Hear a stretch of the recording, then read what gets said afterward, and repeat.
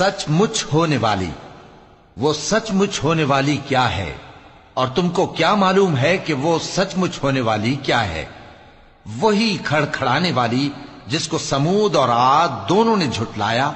سو سمود تو زبردست زلزلے سے ہلاک کر دیے گئے، رہے عاد تو ان کو نہایت زوردار آندھی سے تباہ کر دیا گیا۔ اللہ نے اس کو 7 رات اور 8 دن ان پر چلائے رکھا۔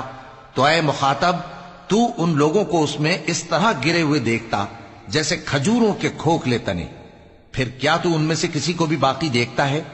اور فرعون اور جو لوگ اس سے پہلے تھے اور وہ جو الٹی ہوئی بستیوں والے تھے، سب گناہ کے کام کرتے تھے، سو انہوں نے اپنے پروردگار کے پیغمبر کی نافرمانی کی تو اللہ نے بھی ان کو بڑا سخت پکڑا۔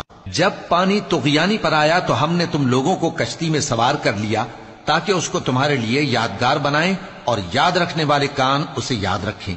پھر جب سور میں ایک بار پھونک مار دی جائے گی اور زمین اور پہاڑ دونوں اٹھا لیے جائیں گے، پھر ایک بار ہی توڑ پھوڑ کر برابر کر دیے جائیں گے، تو اس روز ہو پڑنے والی یعنی قیامت ہو پڑے گی، اور آسمان پھٹ جائے گا تو وہ اس دن کمزور ہوگا، اور فرشتے اس کے کناروں پر ہوں گے، اور تمہارے پروردگار کے عرش کو اس روز 8 فرشتے اپنے اوپر اٹھائے ہوں گے۔ اس روز تم لوگ سب پیش کیے جاؤ گے اس طرح کہ تمہاری کوئی پوشیدہ بات چھپی نہ رہے گی۔ اب جس کا اعمال نامہ اس کے داہنے ہاتھ میں دیا جائے گا، وہ دوسروں سے کہے گا کہ لیجئے میرا نامہ اعمال پڑھیے، مجھے یقین تھا کہ مجھ کو میرا حساب کتاب ضرور ملے گا۔ پس وہ شخص من مانے عیش میں ہوگا، یعنی اونچے باغ میں جس کے میوے جھکے ہوئے ہوں گے۔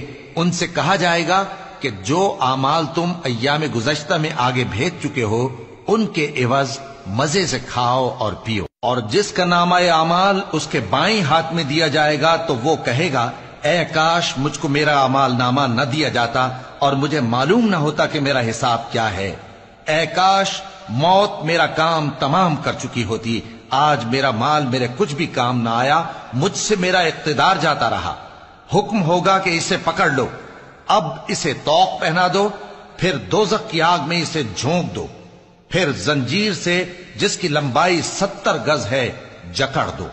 یہ نہ تو اللہ عظمت والے پر ایمان لاتا تھا اور نہ فقیر کے کھانا کھلانے کی ترغیب دیتا تھا، سو آج اس کا بھی یہاں کوئی دوست نہیں اور نہ اس کے لیے کوئی کھانا ہے سوائے زخموں کے دھون کے، جس کو گناہگاروں کے سوا کوئی نہیں کھائے گا۔ سو میں ان چیزوں کی قسم کھاتا ہوں جو تم کو نظر آتی ہیں اور ان کی جو تمہیں نظر نہیں آتی، کہ یہ قرآن ایک معزز فرشتے کا پہنچایا ہوا کلام ہے، اور یہ کسی شاعر کا کلام نہیں، مگر تم لوگ بہت ہی کم ایمان لاتے ہو، اور نہ کسی کاہن کا قول ہے، لیکن تم لوگ بہت ہی کم غور و فکر کرتے ہو۔ یہ رب العالمین کا اتارا ہوا ہے۔ اور اگر یہ پیغمبر ہماری نسبت کوئی بات جھوٹ بنا لاتے تو ہم ان کا داہنا ہاتھ پکڑ لیتے، پھر ان کی رگے گردن کاٹ ڈالتے، پھر تم میں سے کوئی ہمیں اس سے روکنے والا نہ ہوتا۔ اور یہ کتاب تو پرہیزگاروں کے لیے نصیحت ہے، اور ہم جانتے ہیں کہ تم میں سے بعض اس کو جھٹلانے والے ہیں۔ نیز یہ کافروں کے لیے موجب حسرت ہے، اور کچھ شک نہیں کہ یہ یقین کرنے کے لائق ہے۔ سو تم اپنے پروردگار عظیم کے نام کی تسبیح کرتے رہو۔